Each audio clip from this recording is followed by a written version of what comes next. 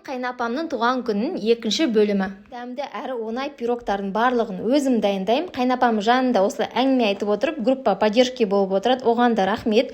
Бүгін восточный пирог, жанына карамельный пирог дайындадым. Өте дәмді әрі жеңіл пирог. Одан кейін дүкенге барып, алмай қалған заттарды алуға шықтық. Фрукты және де осындай капуста, яғни салатқа заттарды алдым. Мен жаяу барып келдім. Қайнапам машинамен барып келді. Сонымен екеуміз есік алдында жолықтық. Осындай тәтті заттардың барын алып алған. Түрі как всегда вечно недовольны. Айтам, бүгін сіздің туған күніңіз, күліп жүрсеңізші десем, басымды ауыртпашы дейді. Үйге келсем, қайнапамның мамасы кепті. Әдемі болып осылай киініп, күшті болып жүр. Сендер уайымдамаңдар, бүгін күшті повар жалдап қойым деп қарасам, саған салаттың түр-түрін жасап тастаған ғой.